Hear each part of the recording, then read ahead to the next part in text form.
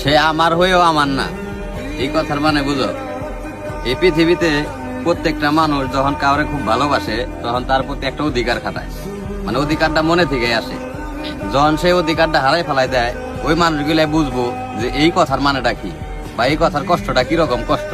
সে আমার হয়েও আমার না, মানে আমার অনেক তীব্র আশা আছে যে তার আমি এক জায়গায় যাবো, বা তারে আমি সারা জীবন আমার কাছে রাখুম, বা তারে আমি সারা জীবন ভালোবাসুম।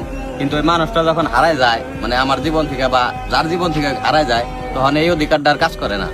মানে এই যে হারানোর যন্ত্রণা, এটা মনে করেন যে ভাই যারা হারাইছে ওরাই একমাত্র বুঝে। করেন মানে আপনার ভালোবাসার মানুষটা অনলাইনে আছে, আপনি অনলাইনে আছেন, কিন্তু তার মেসেজ দেওয়ার অধিকার নাই, কারণ সে হারাই গেছে। এই যে কষ্টগুলা, এই কষ্টগুলা ভাই সবাই বুঝবো না। যারা মনে করেন যে অনেক করে কাউরে ভালোবাসছে বা অনেক করে কাউরে চাইছে, ওরা একমাত্র এই কষ্টগুলা বুঝবে। যে মানে এতটা ভালোবাসি যারে, আমার সাইড থেকে আমি ভীষণ ভালোবাসি, কিন্তু তার একটা কথা কর বা তার একটু শাসন করা বা তার একটু ভালোবাসার মতো অধিকার আমার নাই। মানে আমার ভালোবাসাটা আমার কাছেই রয়েছে, তারে প্রকাশ করা বা মানে তারে যে বুঝামো আমি যে তারে খুব ভালোবাসি, মানে ওইরকম কোনো অধিকারই নাই। একমাত্র তারাই বুঝবো যে এই কথার মানেটা কতটা কষ্ট, যে সে আমার হয়েও আমার না।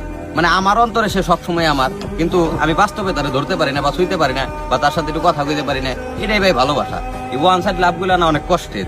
একমাত্র যারা মনে করেন যে ভাই এই ওয়ান সাইড লাভ গুলা করে, ওরা একমাত্র বুঝে যে যন্ত্রণা গুলো কিরকম।